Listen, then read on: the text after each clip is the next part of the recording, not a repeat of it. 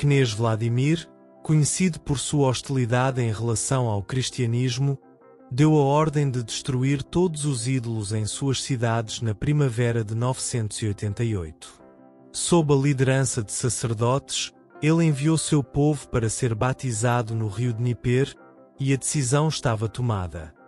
A Rússia, com toda a sua gente e nobres, se converteria ao cristianismo.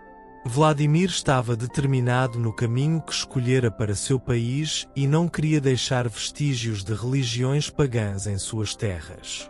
No entanto, sabia-se que nos primeiros anos de vida de Vladimir, ele era hostil ao cristianismo e apoiava crenças pagãs. Para entender o significado dessa mudança radical para as pessoas que viviam nas terras geladas e porque o cristianismo foi escolhido quando existiam outras crenças como o islamismo e o judaísmo, precisamos olhar para a história de um pai guerreiro que viveu no século X e seus 3 filhos que compartilharam o país após sua morte. Sviatoslav, um líder destacado, foi assassinado por seu pai Igor em uma idade precoce. Sua mãe, Olga, buscou vingança para evitar a dissolução do Estado russo e garantir o crescimento saudável de seu filho para assumir o trono. Os anos de infância de Sviatoslav foram marcados por uma luta de poder impulsionada pela vingança, e essas lutas deixaram marcas duradouras ao longo de sua vida. Apesar de sua mãe, Olga, ser conhecida por sua sabedoria e ser cristã, Sviatoslav nunca abraçou o cristianismo. Em sua época, embora algumas igrejas tenham sobrevivido nos territórios russos, a crença dominante era o paganismo. Havia cristãos entre o povo e a nobreza, mas definitivamente não era permitido que o cristianismo prevalecesse sobre as crenças pagãs. Mesmo entre os guerreiros que participaram nas guerras, havia cristãos, mas Sviatoslav e muitos de seus nobres companheiros abertamente abraçavam as crenças pagãs. Sviatoslav afirmava que não tinha desejo ou intenção de que seu povo se convertesse coletivamente ao cristianismo. No entanto, quando Sviatoslav foi assassinado em um ataque dos pechenegos em 972 a.C., o Estado russo ficou sem líder. Os 3 filhos de Sviatoslav começaram a governar o Estado russo, dividindo os territórios entre eles. O filho mais velho, Yaropolk, controlava as terras mais ricas. Yaroslai, que era casado com uma esposa cristã com uma mãe cristã, tinha uma visão positiva do cristianismo. O segundo filho, Oleg, controlava as terras de Brevliani, estrategicamente importantes para unir o norte e o sul. No entanto, havia competição entre Sveneld, o antigo líder guardião de Sviatoslav, e Oleg. Sveneld há muito desejava controlar as terras de Drevian e recentemente havia iniciado esforços nesse sentido, ganhando a amizade de Yaroslai. Oleg experimentava conflitos de interesses entre Yaropolk e Sveneld, e essa tensão se transformou em guerra como resultado de um acidente de caça. Sveneld foi assassinado em oposição ao unido Oleg e Yaropolk, ambos cristãos, desencadeando uma séria tensão entre os 3 irmãos e levando a uma guerra.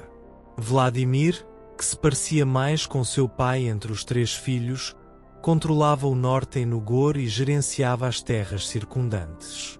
Vladimir, assim como seu pai, era um feroz guerreiro e não favorecia a propagação do cristianismo. Durante seu reinado, a expansão do cristianismo nos territórios do sul foi um desenvolvimento que Vladimir não apreciava. Oleg morreu em um acidente de caça como resultado do conflito entre Yaropolk e Sveneld.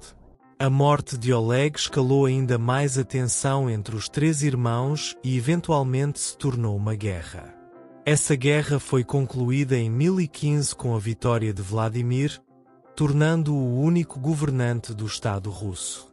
Entretanto, Alex, que tinha ido caçar em suas próprias terras, foi acidentalmente morto. As circunstâncias deste evento são objeto de grande debate e não é possível saber com certeza se os eventos daquele dia nas terras de Oleg foram realmente um acidente. No entanto, Pode-se afirmar que os eventos daquele dia certamente mudaram a história russa. Após esse incidente, Sveneld insistiu em buscar vingança por Yaropolk. Embora Yaropolk não quisesse desembainhar sua espada contra seu próprio irmão, havia uma situação que exigia intervenção. Se o desejo de vingança de Sveneld ficasse sem resposta, poderia levar a uma rebelião. Yaropolk, não querendo tumultos em suas terras, reuniu seu exército de hierofantes e marchou contra Oleg. Oleg morreu durante a Batalha de Ovka em 976. Assim, as terras de Grevelian sob seu controle passaram a estar sob o domínio de Yaropolk. Enquanto esses eventos se desdobravam, Vladimir no norte monitorava ansiosamente os acontecimentos. Ele viu o assassinato de seu irmão e a tomada de suas terras como uma ameaça para si mesmo. Portanto, ele retornou do local seguro onde o haviam deixado e onde estavam seus parentes no exterior, incluindo o rei Hakon da Noruega. O cristianismo começou a se expandir na Rússia sob seu governo. No entanto, o reinado amigável ao cristianismo de Yaropolk não duraria muito. Vladimir, que havia fugido para a Escandinávia, retornou a Novgorod em 978 com guerreiros vikings reunidos ao seu redor. Seu primeiro objetivo era capturar Polotsk, localizada na rota para o sul. Superando obstáculos um a um no norte, continuou movendo-se em direção ao sul. Yaropolk não sabia o que fazer.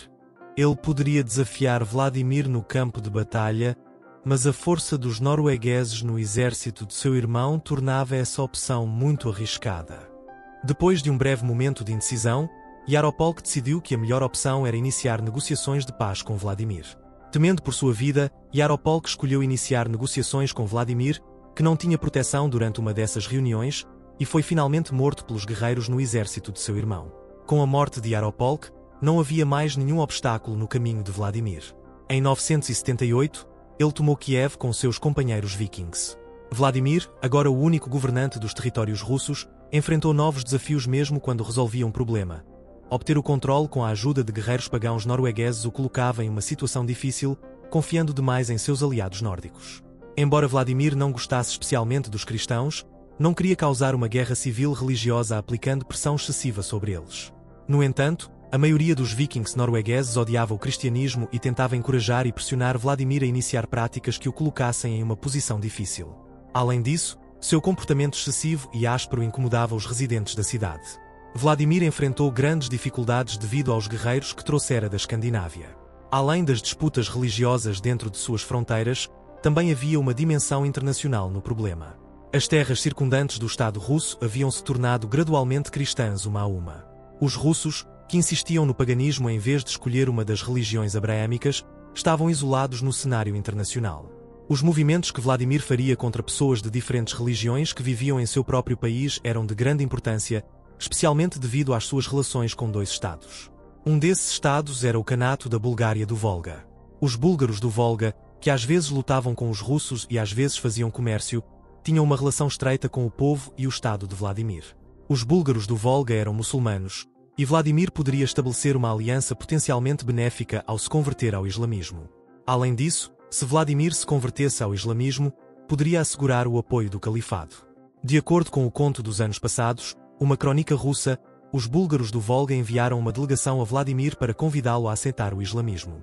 No entanto, Vladimir ouviu as palavras da delegação, mas não aceitou o convite para o islamismo. Havia várias razões por trás dessa decisão.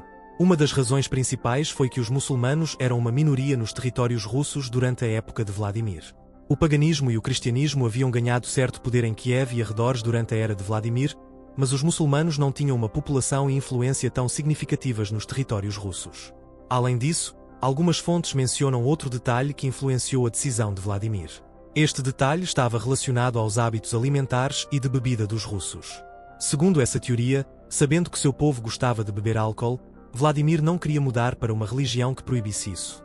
O historiador russo Lev Gumilev apoia parcialmente essa teoria. Segundo ele, Vladimir queria que o álcool estivesse disponível livremente, especialmente porque conhecia a ligação da nobreza com as tradições relacionadas ao álcool. Além disso, a proibição do consumo de carne suína no islamismo foi decisiva para Vladimir, porque na Rússia do século X, os porcos eram um dos animais mais criados.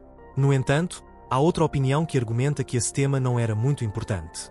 Segundo essa opinião, a decisão que Vladimir teve que tomar era uma questão de vida ou morte para o Estado russo no cenário internacional. Que Vladimir levasse tão a sério a cultura de beber das pessoas em um assunto tão sério era improvável. Assim, Vladimir voltou-se para outras opções. A segunda opção diante dele era o judaísmo, mas ser judeu no mundo do século X onde Vladimir governava era visto como uma fraqueza no cenário internacional.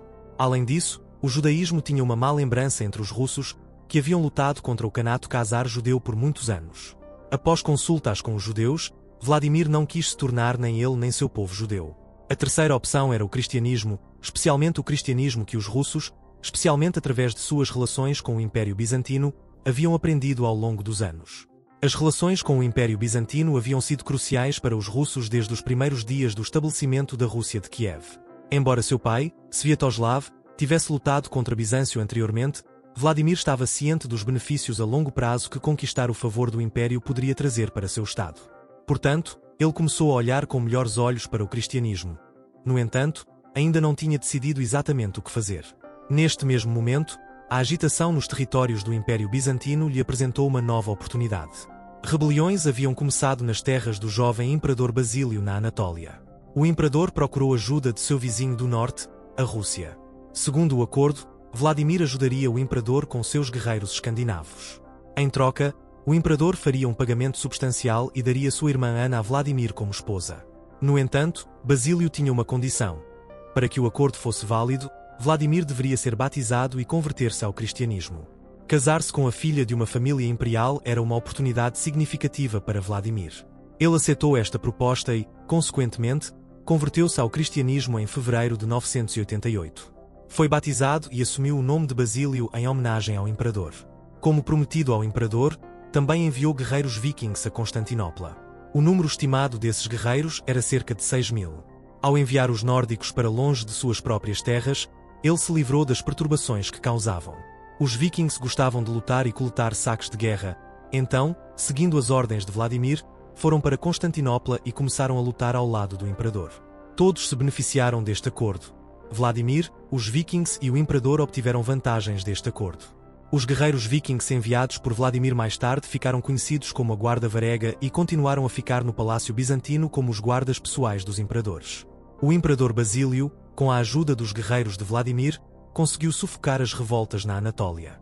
Agora ele estava seguro, mas ao começar a se sentir seguro, começou a evitar enviar sua irmã Ana a Vladimir como sua esposa. Basílio já não precisava de Vladimir. Além disso, não foi bem recebido que as mulheres da família imperial se casassem com estrangeiros. Basílio temia ganhar o ódio de seu povo ao quebrar essa tradição. Outra promessa não cumprida do imperador estava relacionada à independência da Igreja Russa. Vladimir havia se convertido ao cristianismo com a garantia de que a Igreja Russa seria independente e que Bizâncio não interferiria em seus assuntos. No entanto, a Igreja em Constantinopla ainda não havia emitido uma declaração reconhecendo a independência das episcopias russas. Basílio achou que poderia controlar a situação adiando ou ignorando as promessas de Vladimir, mas Vladimir não era alguém que pudesse ser enganado e deixado sozinho dessa maneira. Quando o imperador não atendeu às demandas de Vladimir, este invadiu os territórios bizantinos na Crimeia na primavera de 989. Com a captura desta região, o controle sobre as episcopias também passou para as mãos do Estado russo. Vladimir agora podia assumir o controle de todas as episcopias na Crimeia. A situação estava clara. O imperador não podia aceitar isso. Portanto, a contragosto, teve que permitir que sua irmã se casasse com Vladimir. Ao se casar com uma mulher da família imperial, Vladimir finalmente conseguiu o que queria. Continuar lutando contra Bizâncio lhe causaria danos. A razão principal pela qual queria se casar com Ana era estabelecer uma aliança significativa com a administração bizantina.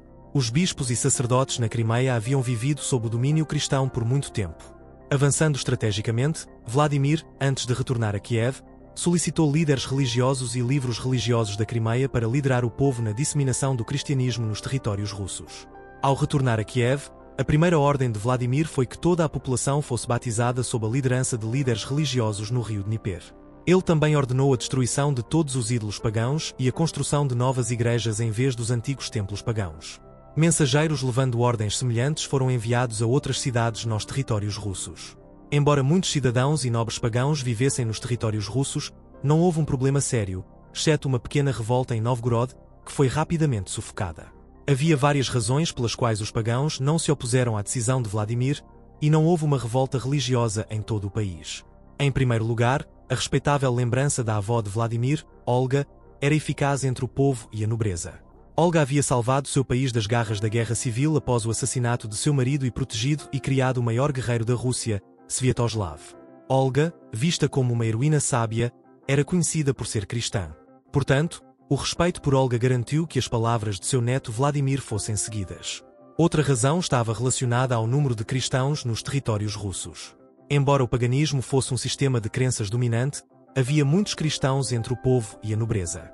Se os pagãos resistissem a essa decisão, corriam o risco de serem derrotados contra os cristãos, especialmente quando Vladimir estava do lado deles. Além disso, dado que os guerreiros vikings enviados por Vladimir haviam estado ajudando o imperador bizantino, os pagãos estavam significativamente enfraquecidos. Intimidar os cristãos com o poder dos vikings havia esgotado quase completamente a carta que tinham para jogar. Os pagãos que tinham que obedecer à ordem de Vladimir não resistiram à cristianização. Os passos de Vladimir estavam destinados a se aproximar do Império Bizantino e fortalecer sua posição internacional ao mesmo tempo que garantia a independência da Igreja Russa. Vladimir transformou o cristianismo oriental em um de seus principais centros na Rússia. Mesmo hoje em dia, é considerado um importante ponto focal para o cristianismo ortodoxo eslavo. A decisão que Vladimir tomou há séculos mudou permanentemente a história da Rússia.